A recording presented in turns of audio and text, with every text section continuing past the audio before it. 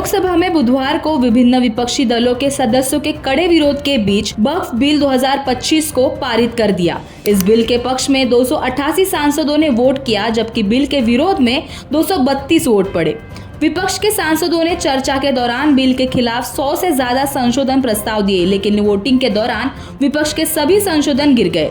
चर्चा के दौरान सरकार ने कहा कि अगर वक्फ संशोधन विधेयक नहीं लाती तो संसद भवन समेत कई इमारतें दिल्ली वक्फ बोर्ड के पास चली जाती और कांग्रेस के शासनकाल में वक्फ संपत्तियों का सही से प्रबंधन होता तो केवल मुसलमानों का ही नहीं बल्कि देश की तकदीर भी बदल जाती। लोकसभा के बाद राज्यसभा में भी ये बिल पास हो गया है। 128 सदस्यों ने इसके समर्थन में और 95 सदस्यों ने इसके विरोध में वोट किया था। पर कई दिनों से देश भर में विवाद का मुद्दा बना ये वक्फ बिल आखिरकार है क्या? वक्फ अरबी शब्द है जो वकूफा से बना हुआ है। वकूफा का मतलब होता है रोकना, ठहरना या सुरक्षित करना, और इसी शब्द से वक्फ शब्द बना हुआ है और इसका अर्थ किसी संपत्ति को जन कल्याण के लिए सुरक्षित रखना होता है। जानकारों के मुताबिक इस्लाम में वक्फ उस संपत्ति को कहा जाता है जिसे किसी व्यक्ति ने धार्मिक या समाज सेवा के उद्देश्य से दान किया हो। एक बार वक्फ घोषित होने के बाद वो संपत्ति बेची या हस्तांतरित नहीं की जा सकती और उसका उपयोग केवल समाज के लाभ के लिए किया जाता है।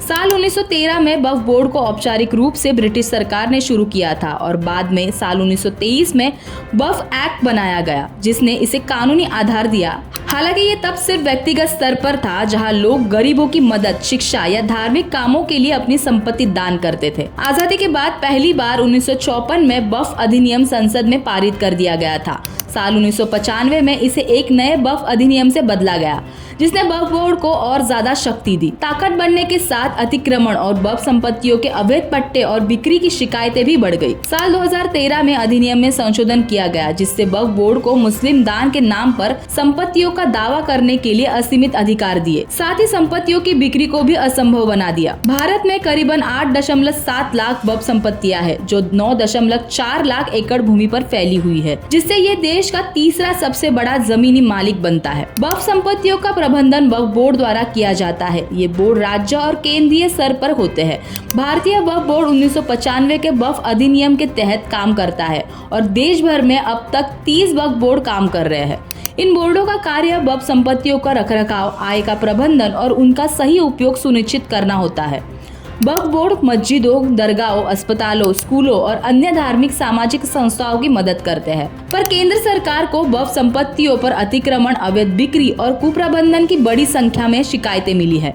इन शिकायतों में वक्फ भूमि पर अवैध कब्जे, रजिस्ट्रेशन में देरी और वक्फ बोर्ड अधिकारियों के खिलाफ आरोप भी शामिल है।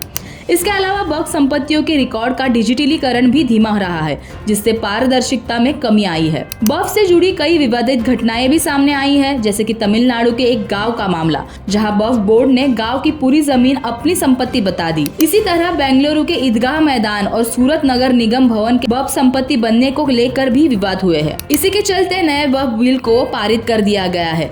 इस बिल के अनुसार वक्फ बोर्ड में गैर मुस्लिम और महिलाओं को प्रशासनिक भूमिका में जोड़ा जाएगा। अगर कोई संपत्ति सरकारी घोषित होती है तो उसे वक्फ संपत्ति नहीं माना जाएगा। वक्फ बोर्ड अब ये तय नहीं कर सकेगा कि कौन सी संपत्ति वक्फ है या नहीं।